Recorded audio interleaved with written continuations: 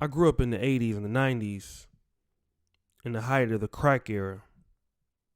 I talked about my dad being shot 5 times, being strung out on crack for over 10 years, 15 years, going back and forth to LA to Sacramento. I've experienced a lot about gang culture and all of the consequences it can have on a family. My dad wasn't a gang member, but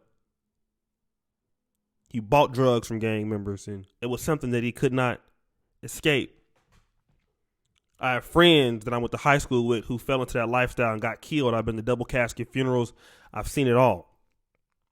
My own family, who's from Atlantic Drive, Southside, Atlantic Drive, Compton, Crip, don't panic. I've seen them go through things. Some of my people died.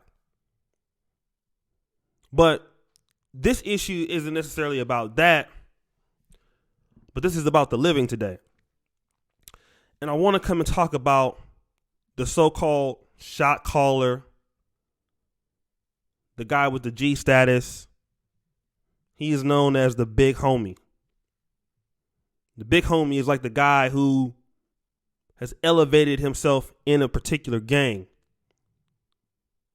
Let's just say he grew up going to California Youth Authority, 12, 13 years old, juvenile, county jail to the pen. And typically he has not only street credibility, but he got credibility in the pen. Now, before he goes to the pen, he's rivaling with one or two factions. If he's a Crip, he's rivaling obviously with Bloods. But in LA, and even other parts of Southern California, usually he's battling with a Crip. It's like the H-Trays and the Rolling 60s or in Compton, the Santana blocks against the South Sides. You know what I mean? The Atlantic Drives against the Kelly Parks. And on the street, you guys are mortal enemies. It's on sight.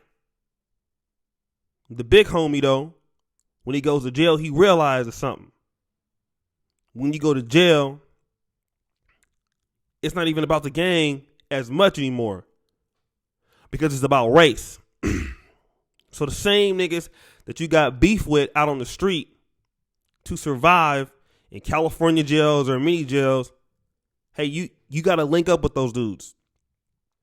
And the big homie starts to realize, like, wait a minute, I'm killing niggas outside just so I can come back into jail on the inside and be cool with them against the Aryan Nation Brotherhood, against the Mexicans. Because in here, we all black.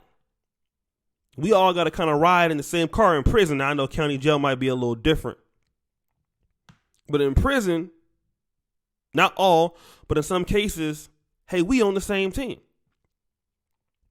Might even get cool with somebody. You know what I mean? This is how some niggas get passes when they get out on the street. In the past is, let's say you catch a nigga slipping, you have the opportunity to off him. You have the opportunity to do bodily harm to him.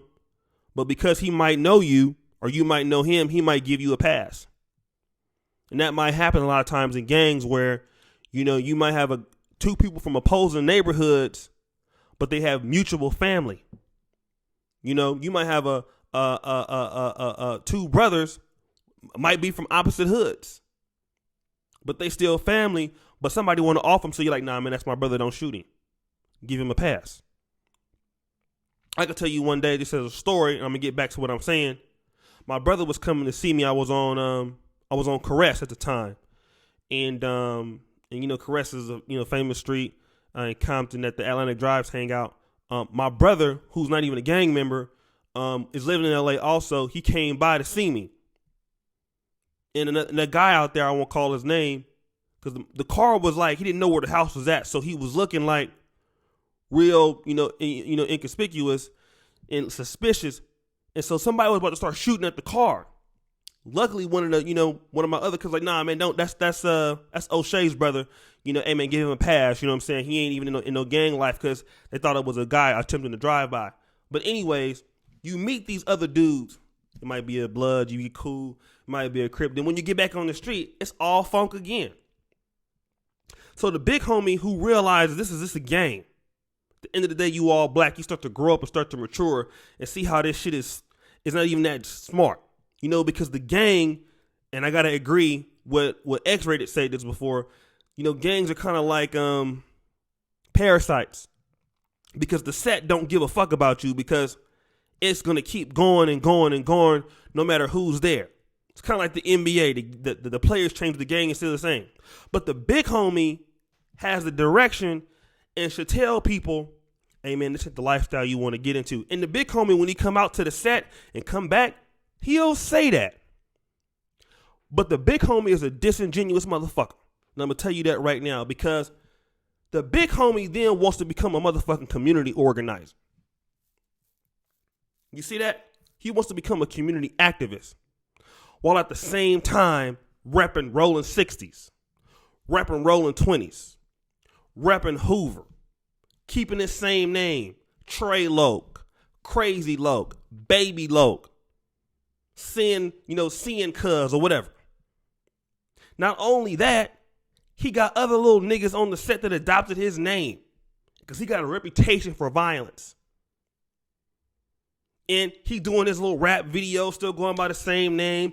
You know, he 40, 50, 30 something years old. He'll tell you in 1 minute, y'all, you don't want to do this gang life. Homie, don't do that. But he's still repping it. He's still pushing that message out. But at the same time, when he sees somebody else out there that's not really from the streets, claiming crip, you want to call them a studio gangster, right? You want to call them a fake ass nigga, right? You know, you want to call niggas who ain't in the life square ass niggas, right? I used to have gang members tell me when I was like, I was never no gangster, never really was trying to be one, or just maybe I was interested in knowing more about like, man, you ain't built for this. This is what they say. But let me tell you this as a smart dude, as an educated dude, I don't think I'm better than nobody because the same system that oppressed me oppressed you. But let me tell you niggas, man, you not built for no community activism shit, man. You not built for that. The same niggas that take down the hood, you niggas not built for that. You ain't built to build up communities.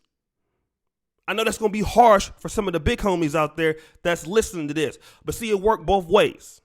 You can tell a nigga like me or any nigga out there that wasn't built for the gang lifestyle and shit like that. You ain't built for that. Okay, we can accept that. That's all good. But see, you ain't built to be leading shit. Because at the same time, you still live off of that street rep. Because, nigga, you still a crip. Deep down in your heart, you still a blood. Deep down in your heart. And the only thing you really got is that street credibility. And that's something you don't never want to lose. You take pride in what you did. You take pride in the harm that you caused. You get celebrated because of that. When you come on the set and people realize who you are, people respect you because of all the fuckery that you did. Now, I ain't trying to blame nobody for anything because everybody make their choices. But one thing that you can't do, you ain't leading nothing. Just like we can't be out there gang banging and leading, you know what I'm saying, putting in work. That ain't our skill and it ain't your job. And I'm going to say this real quick. A lot of gangster niggas, all of your life, you have not got the skill sets that it takes to build communities.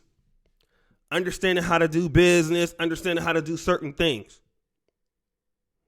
I mean, you might understand how to do, you know, some rap shit or whatever, put it on wax, stuff like that. But as far as doing things that build communities, you don't know nothing about that.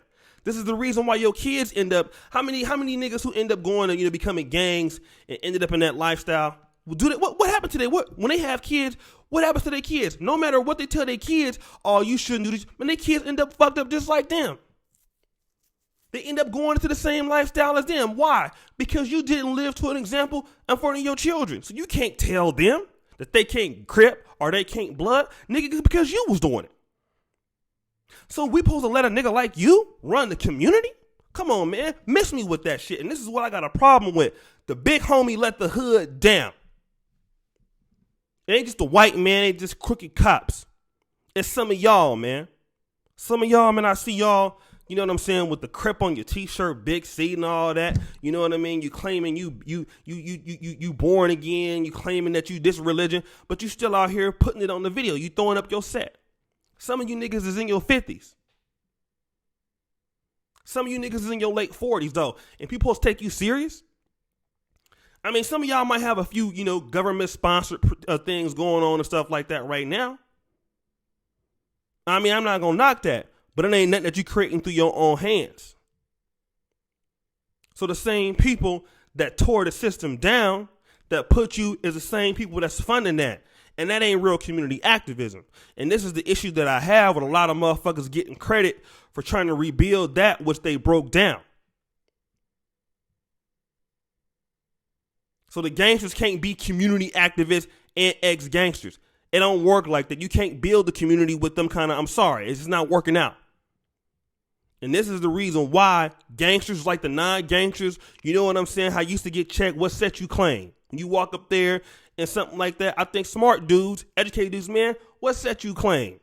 Educationally, what do you bring to the table, all of this? What do you know about building a community? See, that's where brothers like us got to come up, and this is what we got to understand. Everybody got a role to motherfucking play. Because gangster homies will check niggas like me all day. And it's about time like us niggas like that check y'all. Because y'all not built for community building, man. No matter how much you want to try, you just don't have a skill set for it. And this is another reason why a lot of brothers don't come back. But, hey, I got to put it out there. I'm willing to talk and work with people, man. But everybody got a role to play. And you niggas' roles to play is not leading shit. That's straight up. I'm talking to you in the way that you can fucking receive it. Because that's the same way you would tell a nigga like me. You ain't built for that. You niggas ain't built for that shit either. And this is the same reason why you had the same cycles going on.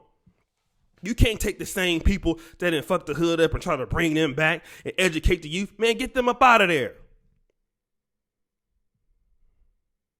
Get them up out of there. Let somebody come in there that really know what they doing. And then y'all take a second fiddle to that because y'all had y'all chance. And that's straight up. And this is not no diss. But if you want shit to get better, the same niggas that tore it down can't build it back up. It just don't make no sense. So that's me growing up in Cali, how I see it. What I see going, I got much love to everybody out there that has been in the streets and did whatever. You know what I'm saying? I know people make choices and people have fucked up lives. And a lot of brothers that came up like that, their parents abused them. Their daddy wasn't there. I get it, man. I'm affected just like y'all.